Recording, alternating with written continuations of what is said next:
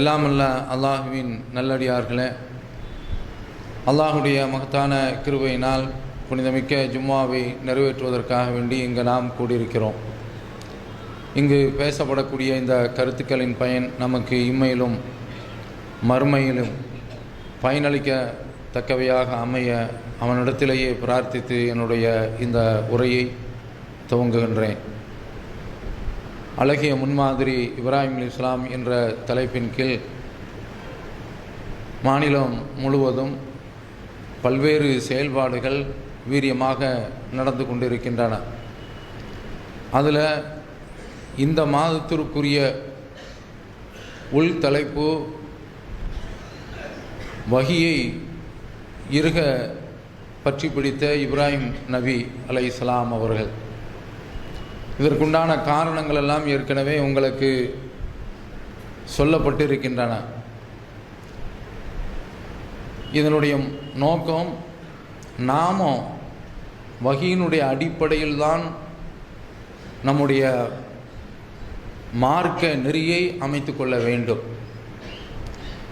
எந்த ஒரு கட்டத்திலேயும் வஹிக்கு அப்பாற்பட்டு நாம் சென்று விடக்கூடாது. அப்படி வஹிக்கு அப்பாற்பட்டு செல்றதுனால உள்ள விளைவை இப்போதே நாம் சந்தித்து கொண்டிருக்கின்றோம்.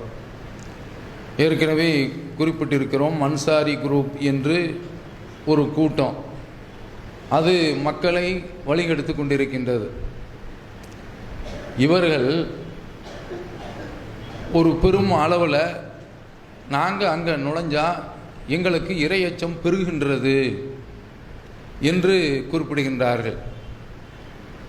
ஏதாவது அவர்கள் பேசினால் இதற்கு நீ ஆதாரத்தை கூட எல்லாமே இவர்கள் வலைதளத்தில் தான் பிரச்சார களத்தையே அமைத்திருக்கின்றார்கள்.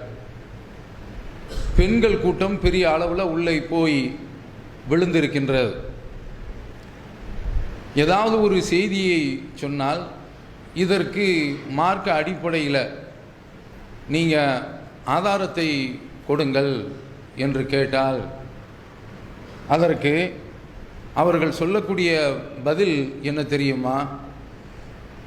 பாருங்க, நீங்கள் எங்களை பார்த்து இப்படி சொல்கின்றீர்களே, எங்களுக்கு எண்ணிக்கை கூடிக்கொண்டிருக்கிறதா இல்லையா? யார் இந்த வாதத்தை வைக்கின்றார்களோ அப்படிப்பட்டவர்கள் வழிகேட்டில் இருக்கின்றார்கள் என்பது தெளிவான விஷயமாகும். எண்ணிக்கை கூடும், சத்தியத்திற்கும் கூடும், அது நிதானமாக கூடும். ஆனால் அது குர்ஆனும் ஹதீஸுக்கும் ஒத்து இருக்க வேண்டும். அப்படி ஒத்திருக்கவில்லை என்றால் அது தெளிவான வழிகேடு. அப்போ யாராவது இந்த மாதிரி கேள்வியை கேட்டுவிட்டால் உடனே அந்த நபரை வலைதளத்தில் பிளாக் செய்து விடுகின்றார்கள். இதுதான் இவர்களுடைய நிலை. எண்ணிக்கை அதிகமாக இருக்கிறது என்று சொன்னால் கிறிஸ்துவ மதத்தை பின்பற்றியவர்கள் உலகத்தில் முஸ்லிம்களை விட பல கோடி அதிகமாக இருக்கிறாங்க. அப்போ அது சரியான கருத்தாக ஆயிடுமா? நாம் தமிழ்நாட்டில் பார்த்தோம் என்று சொன்னால் நடிகர் சங்கங்களுக்கு ஏகப்பட்ட கூட்டம் இருக்கிறது. அதையும் இளைஞர்களுடைய படை, பெரும்படை அந்த நடிகர்களுக்கு பின்னால் சென்று கொண்டிருக்கின்றது. அப்போ அந்த கருத்து சரியாயிடுமா? அப்போ அதனால் இவர்கள் வழிகேட்டில் இருக்கின்றார்கள் என்பதை நாம் புரிந்து கொள்ள வேண்டும். நபி ஸல்லல்லாஹு அலைஹி வஸல்லம் அவருடைய வாழ்க்கையில் எந்த ஒரு விஷயத்தை எடுத்துக்கொண்டாலும் சரிதான், வஹிக்கு அப்பாற்பட்டு கிடையாது. வஹிக்கு உட்பட்டு இருந்தது என்று சொன்னால் அதற்கு அவர்கள் தெளிவாக கட்டுப்படக்கூடியவர்களாக இருந்தார்கள். அதற்கு பல எடுத்துக்காட்டுகளை நாம் பார்க்க முடிகின்றது. அதற்கு முன்பு ஒன்றை பார்த்து கொள்ள வேண்டும். அல்லாஹ் அவர்களை பற்றி சொல்கின்ற பொழுது, உமா யன்திகு அனில் ஹவா இன்ஹுவ இல்லா வஹீயுஹா, அவர் சுய இச்சை அடிப்படையில், மனோ இச்சை அடிப்படையில் பேச மாட்டாங்க. என்ன பேசினாலும் அது வஹீக்கு உட்பட்டது. அந்த வஹியை தாண்டி அவர்கள் எதையும் சொல்ல மாட்டார்கள் என்று அல்லாஹு தஆலா சொல்கின்றான். இதை நபித்தோழர்கள் நன்கு விளங்கி வைத்திருந்தார்கள். அதில் ஒரு விஷயம், புகாரியில் வரக்கூடிய செய்தி, முகீஸ் என்ற ஒருவர், அவர் பரீரா என்ற ஒரு பெண்ணை விரும்புகிறாங்க. பெண்ணை விரும்புகிறார் என்று சொன்னால், இன்றைக்கு இவன் போய் ஒரு சந்தில் போய் நின்றுக்கிட்டு பார்க்கறது, அப்புறம் ஒரு கடிதத்தை கொடுத்து விடுறது, இது கடந்த காலம். இப்போ என்ன கேட்டால் எல்லாம் மொபைல்லையே கதை முடிஞ்சு போகுது. நிக்காகவே மொபைலில் பண்ணிட்டு போயிட்டு இருக்கானோ, அந்த மாதிரி வந்துருச்சு. அப்போ இந்த காதல்ங்கிறது ஒரு பெண்ணை சுற்றிக்கிட்டே அலைகிறது, அவள் இல்லைன்னா எனக்கு வாழ்க்கை இல்லை அப்படிங்கிறது, அடைந்தால் மகாதேவி, இல்லை என்றால் மரணதேவி என்ற அளவிற்கு கடந்த காலத்தில் உள்ளது. இப்போ என்ன வச்சுருக்கிறான்னு தெரியல, கடந்த காலத்தில் உள்ள வசனங்கள், டயலாக்கு. அப்போ இப்படியெல்லாம் வச்சுருக்கிறான். மார்க்கப்படி ஒரு பெண்ணை விரும்புகிறீங்களா, சம்மந்தப்பட்ட வீட்டில் போய் தகப்பன்ட்ட போய் இந்த பெண்ணை எனக்கு பிடிச்சிருக்கு, நீங்கள் எனக்கு கட்டி வைங்க. அவங்க தந்தா சரி, இல்லைன்னா நான் செத்து போவோம் அப்படின்னா செத்து போய்க்க, அவ்வளோதான். தற்கொலைக்குள்ள கூலி கிடைக்கும், அல்லாஹ் தஆலா காப்பாற்றுறான்.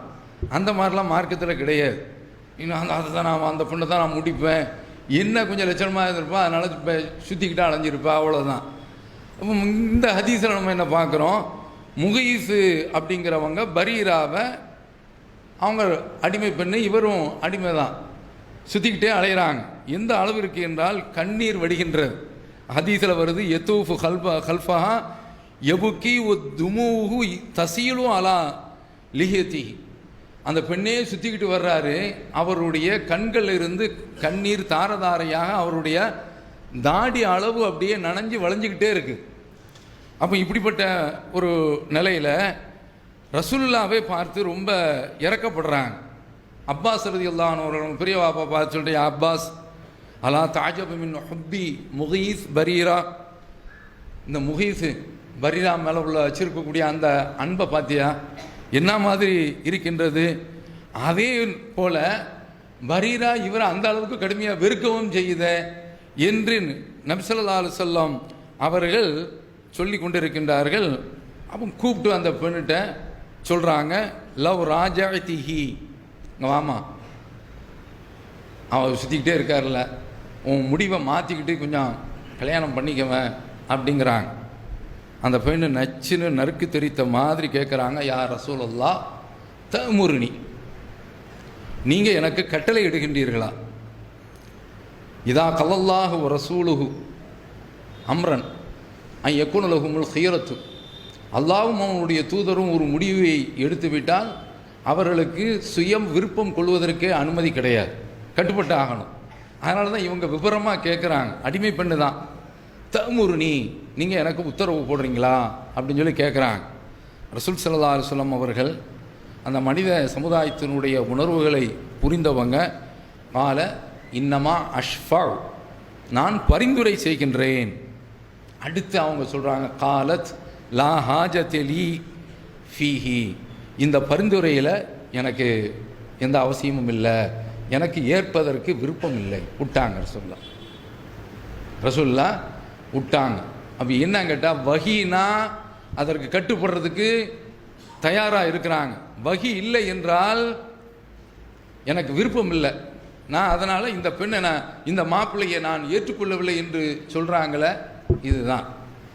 இந்த மாதிரி தான் ரசூல் ஸல்லல்லாஹு அலைஹி வஸல்லம் அவர்களுடைய வாழ்க்கை இருந்திருக்கின்றது. எல்லாமே வஹி அடிப்படையில் தான். வஹி இல்லை என்றால் மக்கள் அதை விளங்கி கொண்டு அதனுடைய அடிப்படையில் செல்கிறாங்க. ரசூலுல்லாவும் அதை அனுமதிச்சிருக்கிறாங்க.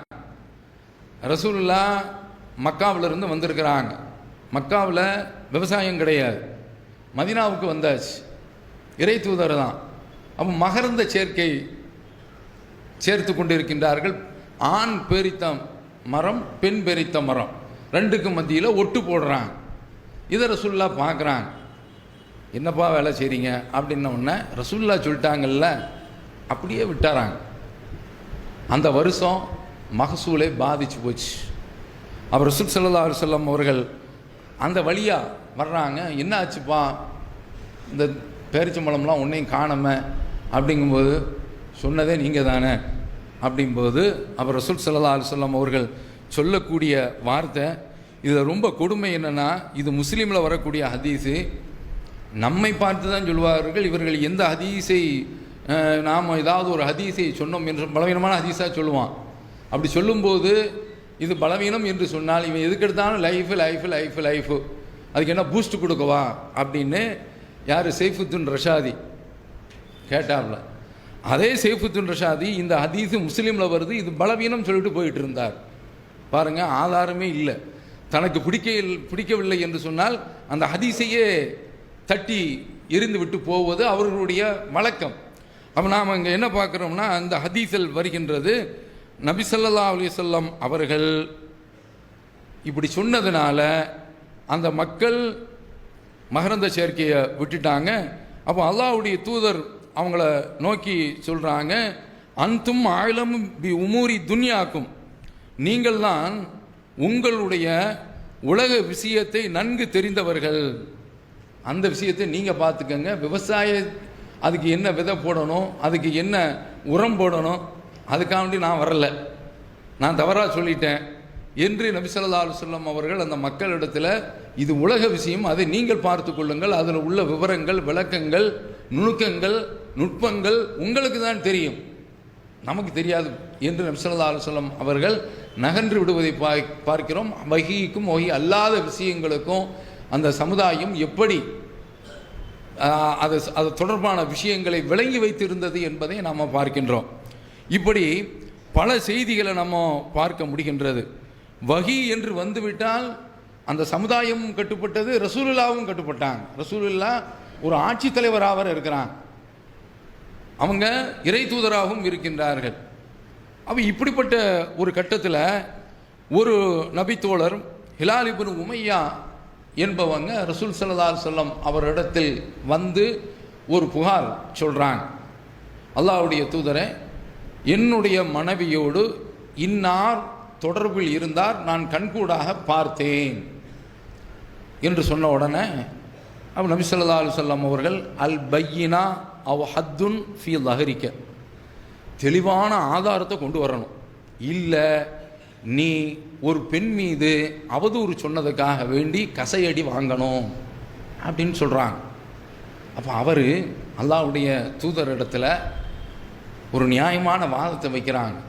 அல்லாஹ்வுடைய தூதரை, என் வீட்டில் ஒருதன் தவறான பாதையில் ஈடுபட்டு இருக்கும்போது, என்னுடைய மனைவியிடத்திலே தவறாக நடந்துக்கிட்டு இருக்கும்போது, நான் பக்கத்து வீட்டில் போய் அப்துல் காதர் வா, ஏத்த வீட்டில் போய் யஹ்யா வா, பக்கத்து வீட்டில் போய் பாஷாவை நீ வா, நான் அப்படி கூப்பிட முடியுமா என்ற தோரணையில் கேட்கின்றார்கள். ரசூலுல்லா ஒரே வார்த்தை தான், அல் பையினா அவ் ஹத்துன் ஃபீ லஹரி, தெளிவான அத்தாட்சியை கொண்டு வா, அல்லது முதுகுல நம்ம ஊரில் சொல்லுவாங்கள்ல டின்னை கட்டிக்க என்று சொன்ன உடனே அப்போ அவர் சொல்கிறாரு, அல்லாஹ் என்னுடைய விஷயத்தில் அவன் வசனத்தை அருள்வான் என்று சொல்லிட்டு போகிறார். அவர் நபி கிடையாது, அவருக்கு ஒரு நம்பிக்கை, நான் நிரபராதி, நான் தவறான ஒரு குற்றச்சாட்டை என் மீது நான் சுமத்தவில்லை, அல்லாஹ்வுக்கு இது தெரியும் என்று அவர் சொல்லிவிட்டு போகின்றார். ஃபல யுன்சில் அன்னல்லாஹு மா யுபர்ரிபு லஹரி மினல் ஹத்து, என்னுடைய முதுக பாதிக்கக்கூடிய அந்த கசையடியை நீக்கக்கூடிய வகையில் அல்லாஹ் எனக்கு வகையை அருள்வான். இந்த வகையின் மீது அந்த மக்களுக்கு உள்ள நம்பிக்கையை பாருங்க. அப்போ உடனே அவர் போயிட்டாரு. அல்லாஹ்வுடைய தூதருக்கு சூரத்து நூறில் உள்ள முதல் அத்தியாயங்கள் இறங்குகின்றன. பரஸ்பரம் சத்தியம் லியான் செய்ய வேண்டும். ஆனால் நபி ஸல்லல்லாஹு அலைஹி வஸல்லம் அவர்களுக்கு தெரிகின்றது, அந்த பெண்ணு தப்பு செய்திருக்கிறா என்றே தெரிகின்றது. பக்காவா அந்த பெண்ணு தப்பு செய்திருக்கிறாள் என்று தெரிகின்றது. தண்டனையை தான் கொடுக்கணும். ஆனால் அல்லாஹ்வுடைய வசனம், ரெண்டு பேரும் பரஸ்பரம் சாபம் போட்டுக்கிட்டு பேசாமல் வாழ்க்கையை பிரிச்சுக்கிட்டு போயிருங்க அப்படின்னு குர்ஆன் சொல்லிருச்சு. இந்த விஷயத்தில் ரசூலுல்லா சொல்லக்கூடிய வார்த்தையை பாருங்கள், லவ்லா மாமலா மின் கிதாபில்லாஹி, அல்லாஹ்வுடைய வேதத்தில் இருந்து இப்படி ஒரு சட்டம், ஒரு சாபம், முறையீடு என்று இந்த ஒரு பரிகாரம் இறங்கியிருக்கவில்லை என்றால் லகானலி வலஹா ஷஅனுன், செமையாக அந்த பெண்ணை நான் பிடிச்சிருப்பேன், சாத்திருப்பேன் விபச்சாரத்துக்கு உண்டான தண்டனையை கொடுத்திருப்போம் என்பது போன்று நபி ஸல்லல்லாஹு அலைஹி வஸல்லம் அவர்கள் சொல்லக்கூடிய செய்தி புகாரியில் இடம் பெற்றிருக்கின்றதே என்ன தெரிவிக்கின்றது? வஹீக்கு மாறாக ரசூலுல்லாஹ் நடக்கல, அந்த சமுதாயம் நடக்கவில்லை. வஹீயின் மீது அந்த மக்கள் அந்த அளவிற்கு நம்பிக்கை வச்சிருந்தாங்க. உமர் ரலியல்லாஹு அன்ஹு அவர்கள் அவங்க எப்படிப்பட்டவங்க? ரசூலுல்லாஹ்வே சொல்றாங்க, உமர் ஒரு பாதையில் போனால் ஷைத்தான் இன்னொரு பாதையில் போவான். அந்த அளவிற்கு மார்க்கத்தில் ஒரு பிடிப்பானார். ரசூலுல்லாஹ்வுடைய சபையிலேயே பெண்கள்லாம் உட்கார்ந்துருப்பாங்க. இவர் வந்த உடனே தெரிச்சு ஓடிடுவாங்க, இந்த ஆள் வந்துட்டார் அப்படிங்கிற மாதிரி ஓடிடுவாங்க. அப்படிப்பட்ட உமர் ரலியல்லாஹு அன்ஹு அவர்கள் ஒரு தடவை அவங்க பேசின பேச்சு பல பேச்சுக்கள் வஹீக்கு தோதுவாகவும் அமைந்திருக்கிறது. அப்படிப்பட்ட அளவில் பேசியிருக்காங்க. மாற்றமான விஷயங்களும் நடந்திருக்கின்றன. இதற்கு முந்தைய ஜும்மாவில் நான் சொல்லியிருக்கின்றேன். கடந்த ஜும்மாக்களில் சௌதா ரலியல்லாஹு அன்ஹா அவர்கள் ஆள் கொஞ்சம் கனம், கொஞ்சம் பார்த்தா ஒரு வாட்டசாட்டமான உடல். ரசூலுல்லாஹ்வுடைய மனைவியர் இல்லை. அவங்க எங்கிருந்து வந்தாலும் சரி தான் ஆளை கண்டுபிடிச்சிட முடியும். அவங்க உமர் ரலியல்லாஹு அன்ஹு அவர்கள் துணிஞ்சு எந்த ஒரு விஷயத்திலையும் பேசக்கூடியவங்க.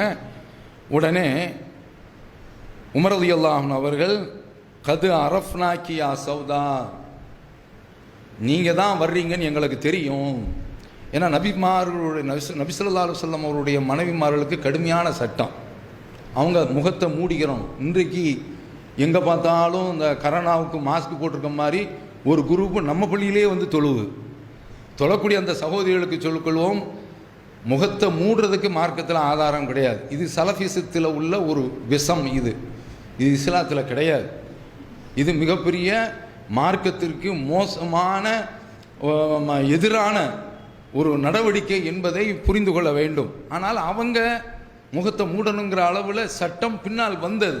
அப்போ அவங்கள பார்க்கும்போது இரவுலையே எப்போ பார்த்தமாக்கும் உடனே தெரிஞ்சிடும். அப்போ இந்த மாதிரி சொல்கிறாங்க. அப்போ நீங்கள் எப்படி இருக்கின்றீர்கள் என்று எனக்கு தெரியும் அப்படின்னு சொன்ன உடனே பதறி போய் சொல்கிறது உமர் ரலியல்லாஹு அன்ஹு அவர்கள் நேராக வீட்டுக்கு வந்துட்டாங்க. ஆயிஷா ரலியல்லாஹு அன்ஹா அவர் வீட்டில் ரசூலுல்லாஹ் உட்காராங்க.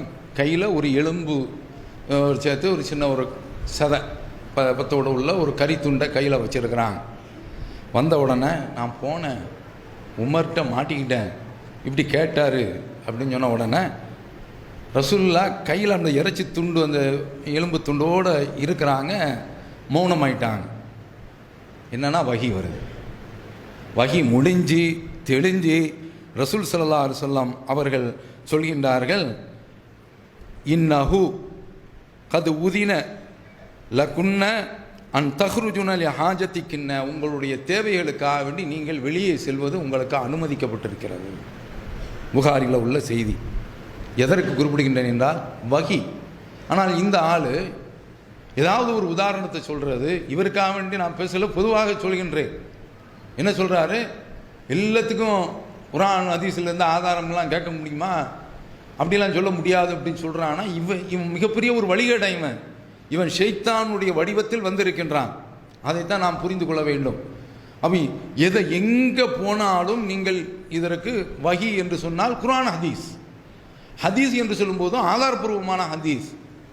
அப்படி குர்ஆன்லையும் ஹதீஸிலையும் ஆதாரம் இருக்கிறதா என்று கேட்கக்கூடிய அளவில் நம்மை நாமே பக்குவப்படுத்தி கொண்டால்தான் நாளை மறுமையில் நாம இறைவனிடத்தில் சிக்க மாட்டோம். இதை எல்லோருமே கவனத்தில் வைத்துக் கொள்ளுங்கள். எல்லா ஒரு விஷயத்திலேயும் வஹீயினுடைய அடிப்படையில் தான் நாம் செயல்பட வேண்டும். நபி ஸல்லல்லாஹு அலைஹி வஸல்லம் அவர்கள் அவங்க அப்துல்லாஹ் இப்னு மஸ்ஊத் ரலியல்லாஹு அன்ஹு அவர்கள் சொல்கிறாங்க, ரசூலுல்லாஹ்வோடு நான் ஒரு தோட்டத்தில் சென்று கொண்டிருக்கின்ற பொழுது, விவசாய நிலத்தில் போயிட்டு இருக்கும்போது அவங்க ஒரு பேரிச்ச மர மட்டையை வைத்து கொண்டு ஊன்றி கொண்டு இருக்கின்றார்கள். அப்போ அந்த சந்தர்ப்பத்தில் யூதர்கள் வர்றாங்க.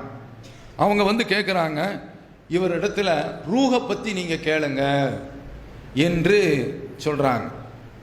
அப்படி சொல்லும்போது அதில் இன்னொரு சாரார் சொல்கிறாங்க, எப்பா நீங்கள் கேட்டு அவங்க ஏதாவது உங்களுக்கு பிடிக்காத ஒரு செய்தியை சொல்லிட்டா ரொம்ப மனசு சங்கடமாக இருக்கும், இல்லை நம்ம கேட்டுருவோம் என்று கேட்கின்ற பொழுது ரசூலுல்லாஹ் அப்படியே மௌனமாயிட்டாங்க. இந்த மாதிரி ஆகிவிட்டாலே அவர்களுக்கு வகி வருகிறது என்று அர்த்தம். இப்போ என்ன செய்கிறாங்கன்னா, எஸ் அலூனகானி ரூ ஒளி ரூஹு மின் அம்ரி ரப்பி, இவர்கள் உன்னிடத்தில் ரூகை பற்றி கேட்கின்றார்கள். அந்த ரூகு என்னுடைய இறைவன் விஷயத்தில் உள்ள ஒரு முக்கியமான ஒரு விஷயமாகும், இறைவனுடைய கையில் உள்ள ஒரு விஷயமாகும். ஒமா ஊத்தி திம்மினல் இல்மி இல்லா கலீலா, உங்களுக்கு கொடுக்கப்பட்டிருக்கக்கூடிய கல்வி ஞானம் ரொம்பவும் சொற்பம் என்று அல்லாஹ் தஆலா சொல்லிட்டான். இன்னைக்கும் மனிதனுக்கு ரூஹுனா என்ன அப்படிங்கிறது இன்னைக்கு அறிவியல் அடிப்படையில் உள்ளே போய் பார்க்க முடியலை. என்னமெல்லாம் நிறைய நிறைய சயின்ஸினுடைய அறிவியலினுடைய வளர்ச்சி வந்துருச்சு. சில அடையாளங்களை வச்சு சில விஷயங்களை கண்டுபிடிக்கிறான், சில அடையாளங்களை வச்சு சில விஷயங்களை கண்டுபிடிக்கிறான். அப்படி கண்டுபிடிக்கக்கூடிய விஷயத்தில் ஒன்றும், அன்றைக்கு ஒரு சகோதர இளைஞர் அவர் இறந்துட்டார். இறப்பதற்கு முன்னால் எனக்கு இந்த பகுதியில் வலிக்குது, முதுகு பக்கத்தில் வலிக்குது அப்படின்னு இருக்காங்க. இங்கே செல்வம் ஆஸ்பத்திரி கொண்டு போயிருக்காங்க. அங்கேருந்து நீங்கள் அங்கே கொண்டு போங்க என்று சொன்னால், எங்கள் ரோஸ்மேரிக்கு போகிற இடத்துல ஆள் இறந்துட்டார். சின்ன வயசு தான். நான் ஏற்கனவே சொல்லியிருக்கிறேன், நிறைய பேர் சின்ன வயசுலேயே கணக்கை முடிச்சுட்டு நான் போயிட்டு வரேன்னு கிளம்பிக்கிட்டே இருக்கிறாங்க. என்னன்னு கேட்டால், இந்த கறி தான் ஞாயிற்றுக்கிழமையும் சனிக்கிழமையும் போட்டு. அப்போ இந்த மாதிரி பல பேர் மாற்றுறாங்க. இதில் சில அடையாளங்களை வச்சு இந்த நோய் தான் என்று கண்டுபிடிச்சாராங்க. சில பேர் அது என்ன வந்தாலும் பரவாயில்லை என்று போகக்கூடிய ஆட்களும் இருக்கிறாங்க. சமீபத்தில் ஒரு ஆள்கிட்ட, நேற்று தான் ஒரு ஆள்கிட்ட சொல்கிறேன், சுகரில் நீங்கள் கட்டுப்பாடாக இருங்க, நம்மளால் முடியலை, கிட்னி போயிருங்க அப்படின்னு சொன்னேன். கேட்டு போயிட்டார். இன்னைக்கு காலையில் சந்திச்சிங்க, ரோஹாங்க வா, நமக்கு ஆரம்பத்தில் ஃப்ரெண்டாக இருந்தவர். நேற்று நீ சொன்ன கிட்னியை பாதுகாக்கணும், எனக்கு மனசு தாங்க முடியல, நம்மள்கிட்ட சும்மா கிண்டலாக பேசுகிறார். 2 கிட்னி வாங்கிட்டு அவன் வீட்டுக்கு போயிட்டான், ஆட்டு கிட்னி. இப்படி இருந்தா அப்போ என்ன செய்யறது?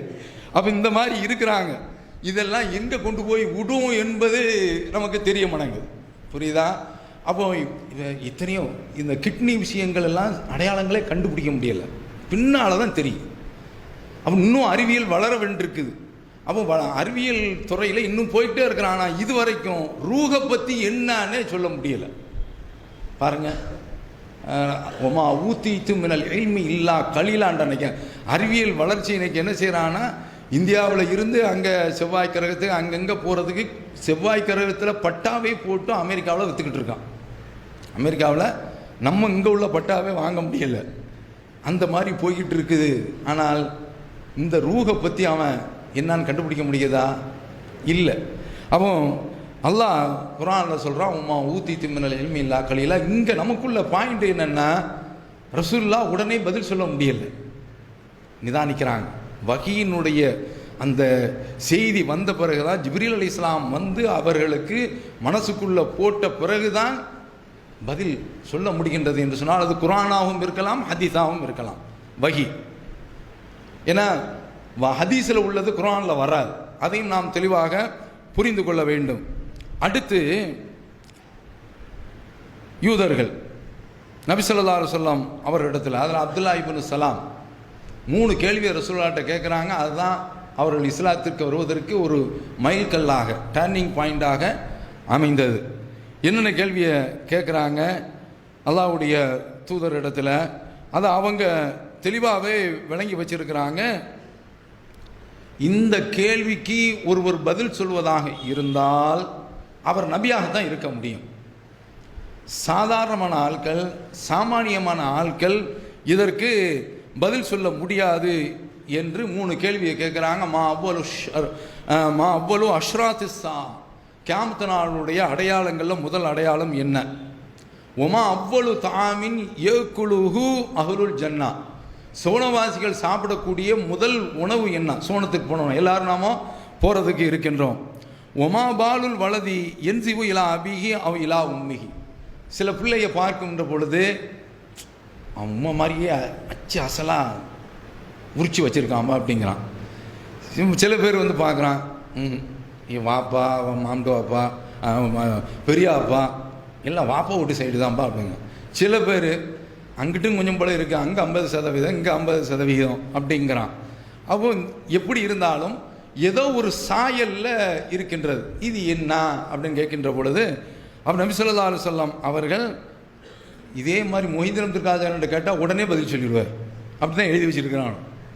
வஹீனுடைய தொடர்புலாம் அவர் கிடையாது.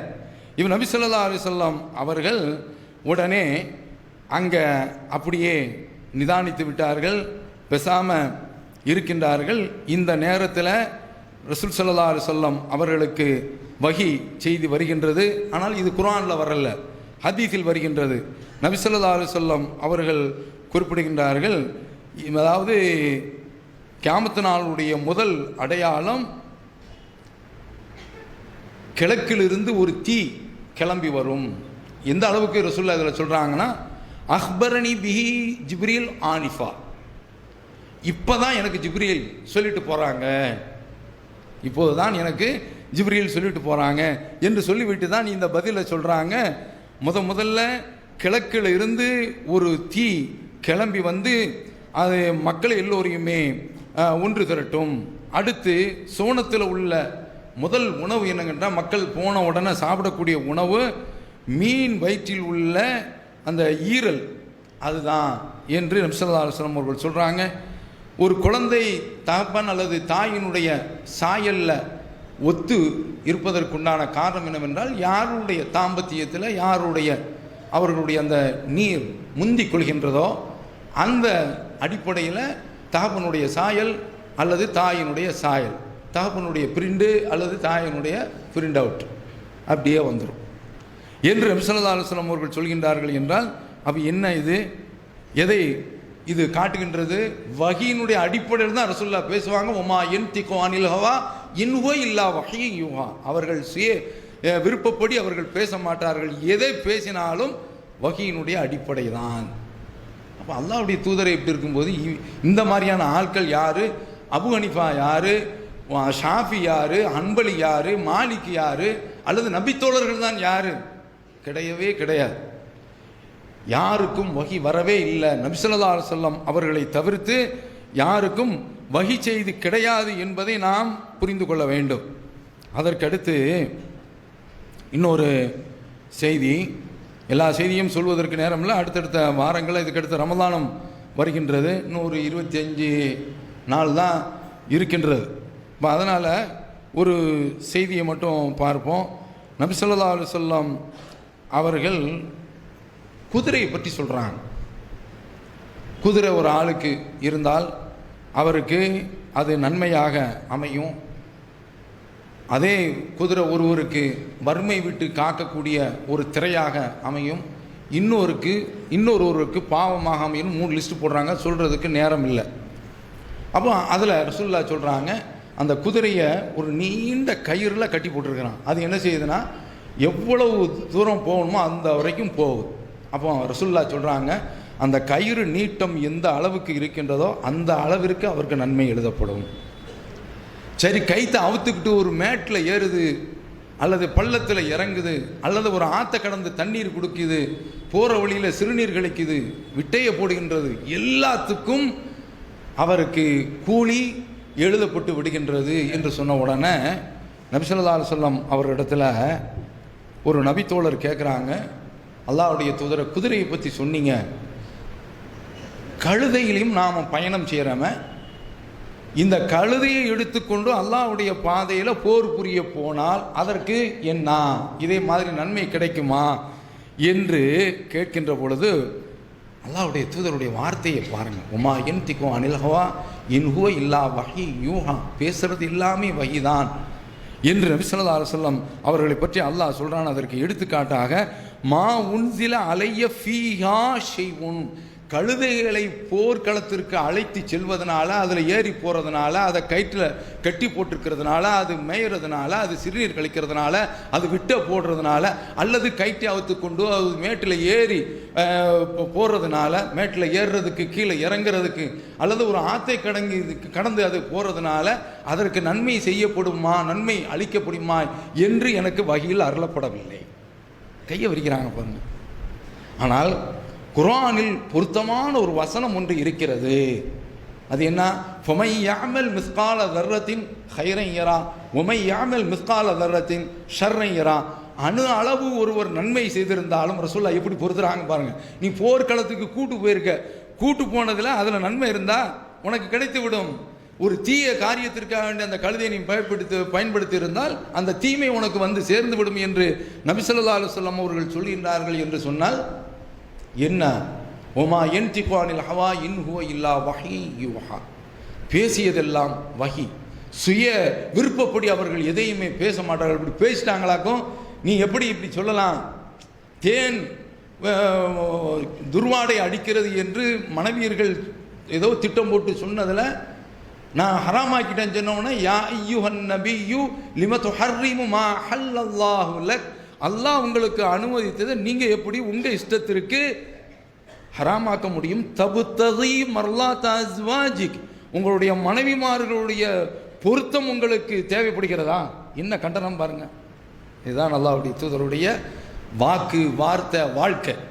அப்போ இந்த அடிப்படையில் தான் நம்முடைய வாழ்க்கை வஹீனுடைய அடிப்படையில் இருக்க வேண்டுமே தவிர வந்தவன் போனவன், அந்த இமாமும் இந்த இமாமும், ஷாஃபி இமாம், ஹனபி இமாம், அந்த சஹாபி இந்த சஹாபி, யாருடைய சஹாபாக்களுடைய கருத்தையே வேண்டாங்கும் போது இந்த அன்சாரிலாம் எங்கன உள்ள உணவ மார்க்கம் தெரியாதவள் இத்தகதன் நாசும் ருஅஸா ஜுஹாலா. தலைவர்களாக மடையர்களை எடுத்துக்கொள்வார்கள் என்று நபி ஸல்லல்லாஹு அலைஹி வஸல்லம் அவர்கள் சொல்றாங்கல்ல. ஃபாஃப்தௌ பிகைரி இல்மின். மார்க்கம் விளக்கம் இல்லாமல் மார்க்க தீர்ப்பை கொடுத்து வதல்லு அதல்லு, அவர்களும் கெட்டு மற்றவர்களையும் வழிகெடுக்கின்றார்கள் என்று ஸல்லல்லாஹு அலைஹி வஸல்லம் அவர்கள் சொல்கின்றார்களே. அந்த லிஸ்டில் நம்ம ஆயிடக்கூடாது என்பதை இந்த நேரத்தில் தெரிவித்து நிறைவு செய்கின்றேன். வ ஆஃபிரு தஅவானா அல்ஹம்துலில்லாஹி ரப்பில் ஆலமீன்.